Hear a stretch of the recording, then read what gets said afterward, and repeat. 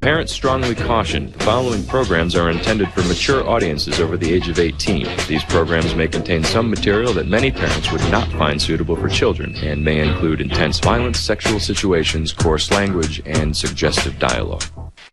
Today's video essay is about boobs and how game developers may or may not want to model them into tactical shooters and generally neglect the benefit that people with boobs may add to stories and society overall. So without further ado, let's talk about that, because otherwise I'm going to sound like a crazy SOB. So roll that beautiful bean footage.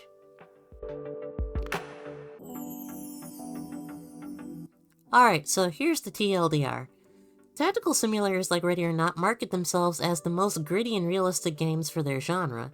Aiming for the most immersive experience possible, Void Interactive has set out to, quote, explore what it's like to be an officer with the elite special weapons and tactics unit.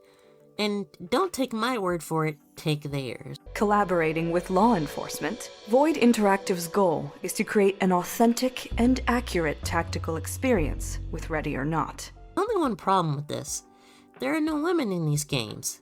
Correct me if I'm wrong, but I'm fairly certain there hasn't been an integral female character in the entire Call of Duty single-player franchise that hasn't been an operative from a three-letter agency.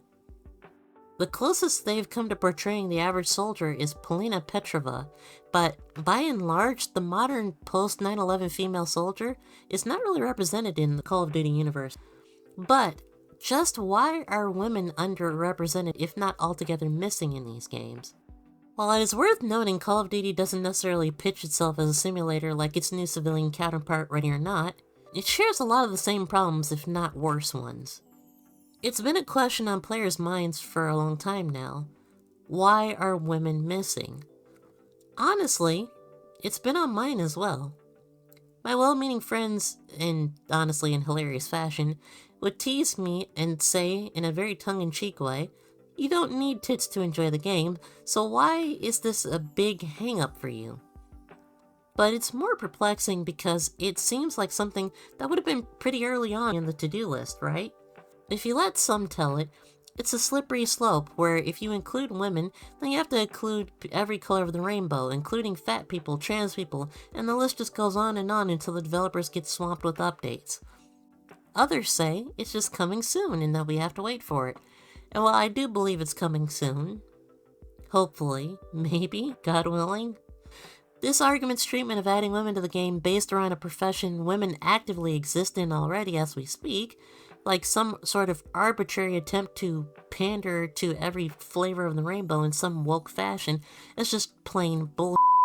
Look, I'm not a game developer, so take my opinion with a grain of salt, but the position that they just haven't modeled them yet is more easily disassembled than IKEA furniture when you consider the fact that there are female characters strung throughout the game already, of varying body sizes, ethnicities, and features. It wouldn't be completely out of the realm of possibility to slightly modify at least one of these characters to be a fucking operator. It just seems like 2 + 2 and 4.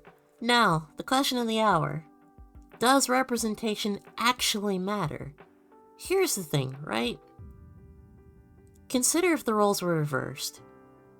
The circumstances are entirely the same given the fact that men do exist within SWAT units across the country, just like women. What if someone walked up to you and said, oh, well, the reason we haven't released the chat update yet is because it's too hard to model their chests, and we're still in the beta phase, so we've got time, right? We'll get to it eventually. This response would be laughed at. It would be seen as ridiculous, right? But on a more serious and personal note, I want to leave you with this. Before I considered joining the fire service, I wanted to be a state trooper. I wanted to make a difference due to the way I saw my state police portrayed in the media, as an agency being able to prevent countless accidents each year. You know what video that really sealed the deal in my mind at the time that this was something that I wanted to do?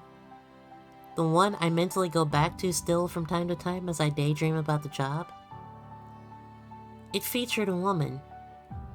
A kind, courteous, professional woman who I could see my neighbors and friends in.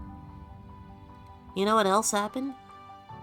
My family told me that because of the extreme lack of officers who look like me, they could not fathom me succeeding in that space.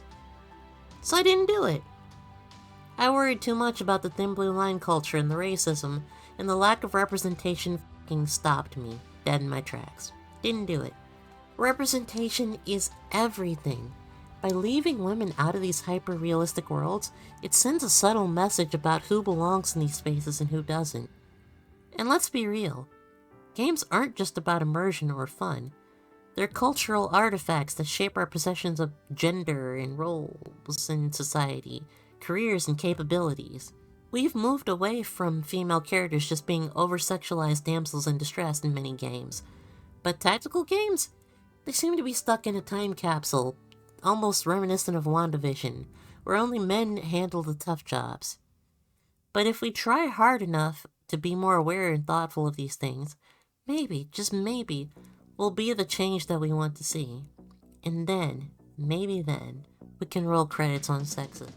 If you're new to the channel, welcome. I'm Winter Nuke. I make giant, long video essays about philosophy and psychology as it pertains to gaming and film.